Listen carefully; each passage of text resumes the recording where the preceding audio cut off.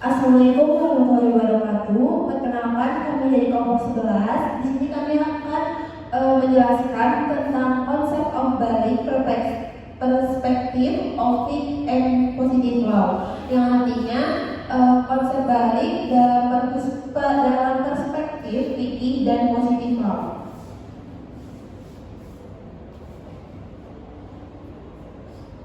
Perkenalkan, saya Nanda Savitri sebagai moderator, dan ini teman saya Farada Alfiani, ada Rahmania dan Intan Sofi Widianasari dan Hadiza Satrina Barantias. Sebelum masuk ke dalam latar belakang, bahwa kita tahu konsep balik adalah pada seseorang mencapai kedewasaan dan mulai dibagi kewajiban syariat seperti sholat, puasa, zakat, dan lain-lain. Selanjutnya latar belakang akan dijelaskan oleh Faradina. Baik, saya lanjutkan. Perspektif fikih adalah standar kedewasaan, dikenal dengan istilah balik. Kriteria balik tidak hanya mencakup tanda-tanda fisik seperti ihtilam bagi laki-laki dan menstruasi bagi perempuan, atau usia minimal 15 tahun menurut mazhab Syafi'i, tetapi juga kecerdasan akal, rusyad atau pemahaman yang merupakan dasar kewajiban hukum taklif. Perspektif hukum positifnya, standar kedewasaan diperoleh dari penafsiran pasal 330 Burgerlijke Wetboek atau BW yang menetapkan usia 21 tahun atau telah menikah, meskipun terdapat konsistensi usia dalam berbagai undang-undang lain. Misalnya 19 tahun untuk perkawinan, 18 tahun untuk hak politik, dan lain-lain. Rumusan masalahnya yang pertama adalah bagaimana definisi dan tanda-tanda balik dalam perspektif fikih dan hukum positif Indonesia.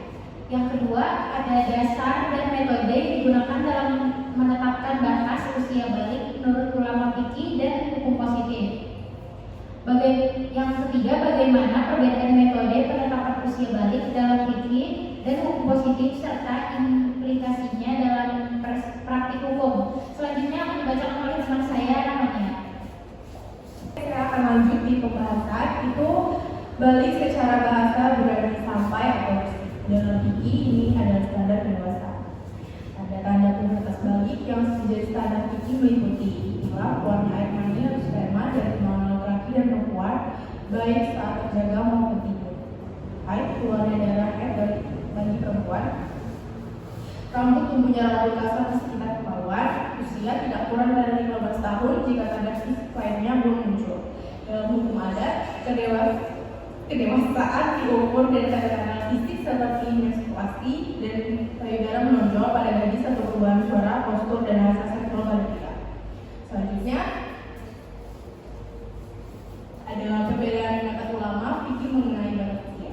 Para ulama fikih memiliki perbedaan pendapat mengenai batas usia balik karena sering kali balik didasarkan pada tanda fisik yang bersifat personal atau individual. Mazhab batas perempuan Imam Malik 18 tahun untuk laki-laki dan perempuan, Abu Hanifah 19 tahun untuk laki-laki dan 12 tahun untuk perempuan. Implikasi hukum balik menentukan urusan seseorang yang berhubungan dengan Allah Subhanahu wa Ta'ala seperti ibadah, wudhu, dosa, dan pahala. Selain juga terkait masalah perdata. Selanjutnya saya akan baca bareng. Baik, saya akan melanjutkan dasar kewajiban hukum taklif dan pertanggungjawaban. Taklif adalah kewajiban hukum yang dibebankan kepada seorang mukallaf atau orang yang sudah balik dan berakal. Prinsip dasar kewajiban hukum yaitu ulama usul fikih menyatakan bahwa dasar kewajiban hukum adalah akal dan pemahaman. Pertanggungjawaban. Semua perbuatan hukum seorang mukallaf harus dipertanggungjawabkan tidak hanya di dunia tapi juga di akhirat di hadapan Allah SWT. Pengecualian.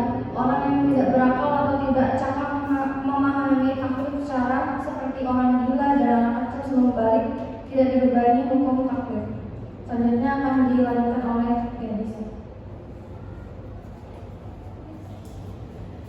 Selanjutnya ada perbandingan batas usia dalam hukum positif di Indonesia. Ini ada tabel untuk membandingkan batas kedewasaan atau usia dalam fikih dengan beberapa undang-undang positif di Indonesia yang ternyata memiliki 3 kategori usia yang berbeda, termasuk dalam kategori masalah pertama ada 17 tahun itu undang-undang yang mengatur tuh undang-undang administrasi kependudukan, undang-undang partai politik, undang-undang pemilu, dan undang-undang lalu lintas. Penerapannya itu kayak boleh memiliki SIM, memiliki hak pilih, dan boleh menjadi anggota partai politik. Yang kedua tuh usia 18 tahun, undang-undang yang mengatur undang-undang perlindungan anak, undang-undang jabatan notaris, undang-undang keluarga negaraan, undang-undang pajak penghasilan. Penerapannya itu batasan usia anak atau dewasa untuk tujuan perlindungan, jabatan, keluarga negaraan, dan kewajiban pajak. Yang ketiga ada 21 tahun, undang-undang yang mengatur undang-undang perkawinan, undang-undang ketenagakerjaan.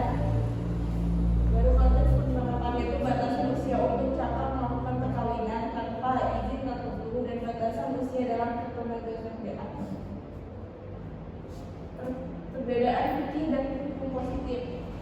Fikih atau balik, batas umumnya adalah tanda-tanda fisik seperti haid dan Islam atau usia 15 tahun. Fokus pada kecakapan akal untuk menerima tahap syarat dan pertanggungjawaban akhirat. Kalau hukum positif itu batas usia bervariasi antara 17 tahun, 18 tahun, dan 21 tahun.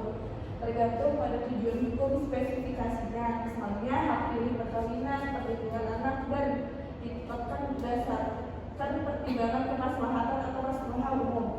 Kerja saya serahkan kepada moderator.